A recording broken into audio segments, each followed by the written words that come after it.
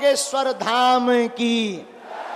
जो राम का नहीं वो किसी, जो राम का नहीं वो किसी। याद रखना मेरे पागलो, विराजो बैठो। याद रखना मेरे पागलो, अपनी जिंदगी में तुम कुछ प्राप्त कर पाओ या ना कर पाओ, अपने बेटों को, अपनी बेटियों को, अपने परिवारजनों को कुछ आप दे पाओ या ना दे पाओ, अपनी संपत्ति दे पाओ या ना दे पाओ, आप अपने बच्चों को अच्छे संस्कार, मस्तक पर तिलक, हाथ में रामायण जरूर देकर जाना। आप अपने बालक अथवा बालिका के मस्तक पर तिलक और हाथ में रामायण देकर जाएंगे। हम हनुमान जी के सेवक हैं, छोटे से, बहुत नालायक हैं, लेकिन भैया हम उनके चरणों की शपथ खा करके गदगद होकर के कहते हैं, वो बालक आपका नाम तो रोशन करेगा, उस भूमि का भी रोशन करेगा जहां जन्म लेगा। विरासत में बहुत से लोग अपने बालकों को बिजनेस, पॉलिटिक्स की गद्दी, राजनीतिक गद्दी और बहुत से लोग नौकरी देकर जाते हैं अपने बेटे और बेटियों को। बुरा मत मानना, पढ़ाई लिखाई करना बहुत जरूरी है, साक्षर होना बहुत जरूरी है ताकि कोई तुम्हें बुद्धू ना बना सके। लेकिन केवल पढ़ा लिखा भर होना बहुत जरूरी नहीं है। पढ़ लिख करके रोजी रोटी तो कमा सकते हो, लेकिन जीवन जीने की कला अध्यात्म से ही आती है। हमने बहुत से बच्चों को देखा, पढ़ करके बहुत बड़े बन जाते हैं पर डिप्रेशन के शिकार होते हैं, तनाव के शिकार होते हैं। अनेक बच्चे यहां भी बैठे हैं जो आए दिन एक ही बात को सोचते रहते हैं, आए दिन फिर आत्महत्या करते हैं। न जाने कितने प्रकार से टॉर्चर होते हैं। इसी मुंबई महाराष्ट्र में ना जाने कितने ऐसे कांड हो गए। बुरा मत मानिए, माफ कीजिएगा, इसमें गलती अभिभावकों की है, ना कि उस बच्चे की। इसमें गलती उन माता पिता की है। खैर, माता पिता कोई भी कसर नहीं छोड़ते, प्रयत्न पूर्ण रूप से करते हैं। कौन ऐसी मां होगी, कौन ऐसा बाप होगा जो अपने बच्चों के लिए कोई कसर छोड़े।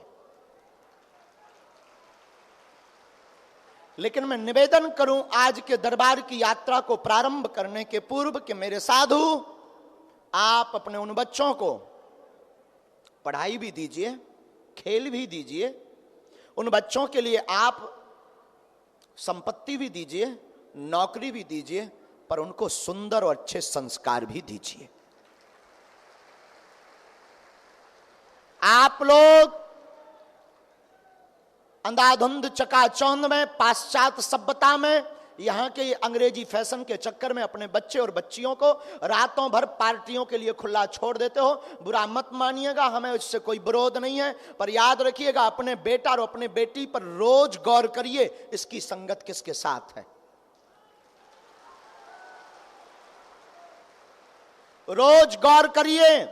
25 तारीख आती है, सांता क्लॉज आता है, तुम उसके पास में गिफ्ट लेने भेज देते हो। हमें किसी के धर्म से कोई विरोध नहीं है, हम किसी भी धर्म के विरोधी नहीं है, लेकिन हम निवेदन करेंगे, तुम्हारे अंदर अगर 2 बूंद भी सनातनी हो तो मेरी निवेदन है, अपने बच्चों को रामनवमी पर राम मंदिर भी भेजा करो। मेरी प्रार्थना है, आप अपने बेटा को और बेटी को प्रतिदिन 5 पाठ हनुमान चालीसा के या 1 घंटे के लिए रामचरितमानस पढ़वाना शुरू कर दो। ऐसे तुम्हें दरबारों में भटकना नहीं पड़ेगा। राम दुआरे तुम रखवारे, होत न आज्ञा बिनु पैसारे।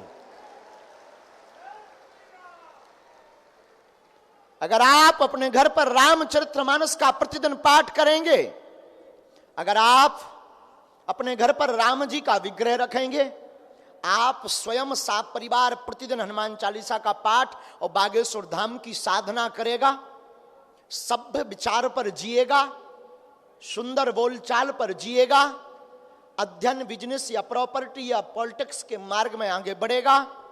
दरबार का आशीर्वाद तो अलग विषय है। जिस गद्दी से हम बोल रहे हैं ये 3 पीढ़ियों की गद्दी है। हमारे दादा गुरु सदगुरु भगवान सन्यासी बाबा, और तीसरी पीढ़ी में आगे को लगो जो कबाड़ी आओ कहाओ। हम इस गद्दी से कहते हैं कि आप कभी असफल नहीं होंगे।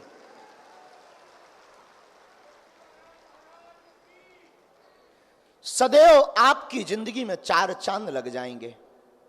इसलिए आप लोगों से प्रार्थना है आज के दरबार में, आज आप एक गांठ बांध करके जाइए, घर जाते ही आज से बागेश्वर धाम की साधना प्रारंभ कर दीजिए।